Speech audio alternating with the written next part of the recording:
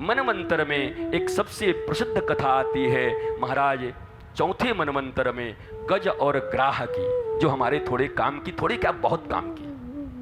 गज ग्राह की जो ये लड़ाई है, युद्ध है, ये वास्तव में हमारे काम की है। अब लोग कहते हैं भागवत कथा सुन के क्या करोगे, सुन लोगे तो जिंदगी बन जाएगी। ग्राह के काल के गाल से बच जाओगे, अमर हो जाओगे। एक हाथी है, 10-20 पत्नियां हैं, परिवार हैं, हथनी ज्यादा थी। त्रिकूट नाम का पर्वत सरोवर है, जाकर के विहार करता है। हाथी की एक विशेष गुण को आप सब जानते होंगे कि स्नान करता है, फिर बाहर आकर के धूल डाल लेता अपने ऊपर, गज स्नान। वो हम लोग तो हैं ही ऐसे। सत्संग में अभी कितना भी कुछ हो, बाहर जाके तो वही डलेगा। जई जाके सिंघाड़े के दुकान पे बैठे, समोसे के दुकान पे और चाय वाले पे, अब बैठ करके जई शुरू हुआ। उसके बाद ये कथा तो हम बहुत पहले भी सुने थे, नया कुछ नहीं सुनाया, उठा के डाल लिया आपने अपने ऊपर। जो सुने हो उसका मनन करो, चिंतन करो, गुनो मौज में रहो, उससे कुछ सूत्र निकालो। तत्रैकदा तद्गिरिकाननाश्रयः करेणुभिर्वारणयूथपश्चरान् सकण्टकान् कीचकवेणुवेत्रव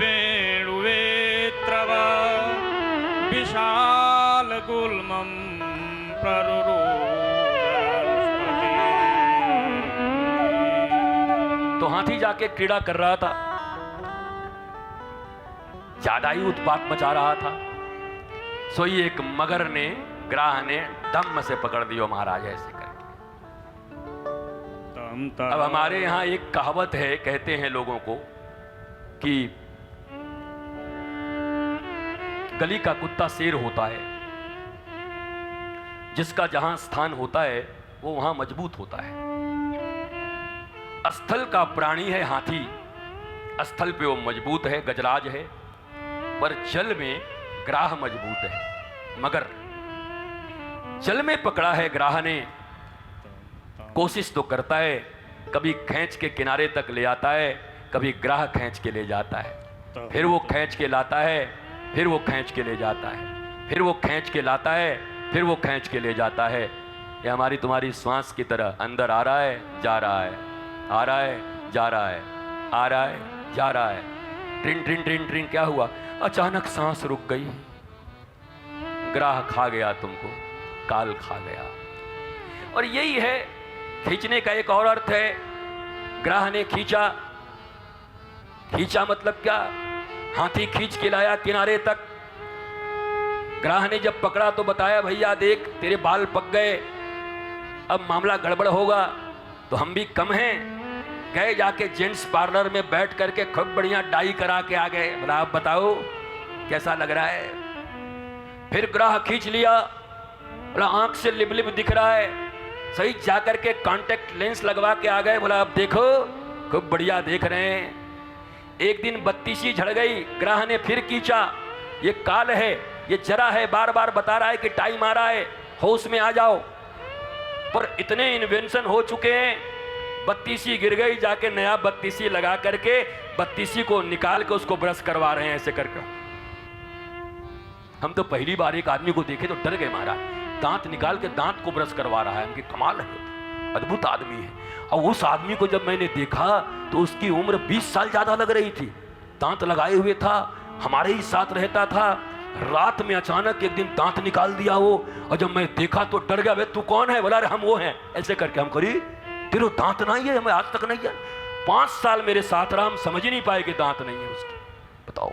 सो दांत लगवा लिया, और दांत लगवा करके और बढ़िया खाए जा रहे हैं। लेकिन उस दिन क्या काम करोगे जब आंत ही काम नहीं करेगा? आंत नहीं बदली जाएगी, एक कऊ आंत नहीं बदल रहा है। और ये जो ट्रांसप्लांट वगैरह हो रहे हैं, कुछ काम हम नहीं कर रहे हैं, ये हमको अच्छे से पता है। और तुम भी विज्ञान पढ़ते हो और डॉक्टर हो, और सबको देख लो, समझ जाओगे कितना काम कर रहा है। तो कुछ काम नहीं करने वाला, बार बार ग्राह खींच रहा है, बार बार काल याद दिला रहा है, धर्म पथ पर चलो, अब आगे बढ़ो, तुम बाल रंगने में हो, तुम दांत लगवाने में हो, तुम चश्मा पहनने में हो, तुम अपने आप का प्लास्टिक सर्जरी करवा रहे हो, नाक बदलवा ले रहे हो, कब तक? अरे इन आंखों में लेंस तब लगवाओगे ना जब इसकी ज्योति थोड़ी बहुत बची रहेगी, रेटिना ही काम नहीं करेगा, फिर क्या करोगे? स्वाद इंद्रियां काम नहीं करेंगी, क्या करोगे? त्वक काम नहीं करेगा, क्या करोगे? ये सारी जो सेंसेस हैं वो सब काम करना बंद कर देंगे तो एक्सटर्नल लेंस और एक्सटर्नल दांत काम करने वाला नहीं है। ये जागरण है, समय आ रहा है। अरे जीवन जी रहे हो तो मृत्यु की भी तैयारी वैसे ही करते जाओ। मृत्यु से भयभीत लोग कभी न जिंदा रहते हैं ठीक से, और मौत के समय भी रोते रोते मरते हैं। वास्तव में जिसने श्रीमद् भागवत से जीने की कला और मृत्यु की कला दोनों सीख लिया, जीने का आनंद तो वही लेता है और मृत्यु को भी मोक्ष बना के परीक्षित की तरह चला जाता है। यह बात हमें सीखना है। हम भयभीत लोग हैं, हम डर रहे हैं, हम आंखें बंद कर रहे हैं। ट्रेन की पटरी पे खड़ा होकर के ट्रेन सामने से आई तो आंख बंद कर लिया, मुंदा हूं आंख कतहूं कुछ नहीं।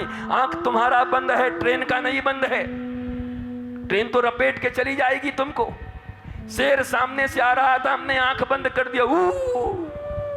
हमने सोचा शेर शर्म कर जाएगा, शेर कहेगा बहुत बढ़िया, बहुत अच्छा ब्रेकफास्ट है, ले लो एक ही बार में, वो तुमको खा जाएगा। तो मृत्यु के प्रति, जीवन के प्रति जागरण, होश, धर्म का एक ही सबसे बड़ा उद्देश्य है जीवन में। हम तुम जो बेहोश हैं उसको होश में आना है। हम जो सुप्त हैं, सुसुप्त हैं, अज्ञानता में हैं, जागरण लाना है। जागृति को ही धर्म कहते हैं। तं तत्र कश्चिन्द्रिपदैव चोदितो ग्राहो बलीयान् शरणेरुसाग्रैः यदृच्छजैवं व्यसनं गतो गजो यथा बलं सोऽति बलो विचार्यते। ग्राह और गजेंद्र की ये कथा हमारे जीवन की कथा है। अंत समय में जब गजेंद्र को कुछ नहीं मिला और देखा कि अब मेरी जिंदगी बच नहीं सकती, गजेंद्र ने लक्ष्मी के द्वारा दिए गए कमल को लेकर हरि को पुकारा। लक्ष्मी गुरु हैं, कमल ही वो सत्संग है। गुरु के सत्संग से अपने जीवन के अंतिम क्षणों में, ये सबके साथ होगा, हमारे आपके साथ भी यही होगा। पहले दिन बीमार पड़ोगे तो सैकड़ों लोग आएंगे, फोन आएंगे, फल फूल आएंगे। एक हफ्ते पढ़ के देखो, एक महीने पढ़ के देखो, और अगर 3 महीने पड़ गए तो गजेंद्र की जो हालत है ना, घंटियां बजाते रहोगे। अस्पताल में 2 दिन 7 दिन में एक आदमी मिलने चला जाए तो बड़ी बात हो जाएगी। एक समय ऐसा आएगा कि पथारी पे पड़े रहोगे। और फिर इस दुनिया का क्रूर चेहरा, दुनिया क्रूर नहीं है क्योंकि तुमने इन्हीं को समय दिया, क्योंकि तुमने इसी को सब कुछ माना। और उस समय अगर कोई काम आएगा, जीवन में अगर कोई सत्संग हुआ होगा, ये कथाएं हुई होंगी, चिंतन होगा, ईश्वर का नाम होगा, तुम्हारे भीतर में अनुराग होगा, वो काम आएगा। और बाकी जो ये फेक दुनिया बना के रखे हो ना, ये गज और ग्राह की लड़ाई, ग्राह रूपी काल जब पकड़ेगा, पकड़ ही चुका है। 50 साल के हो गए तो पकड़ ही लिया ना। घुटने में दर्द हो गई, बीपी और शुगर तो आम है, 2500 बीमारियां पड़ी हुई हैं।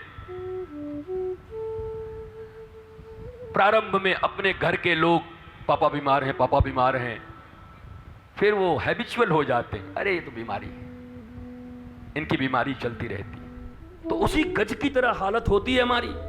ग्राह का उद्धार किया, गज का भी उद्धार किया,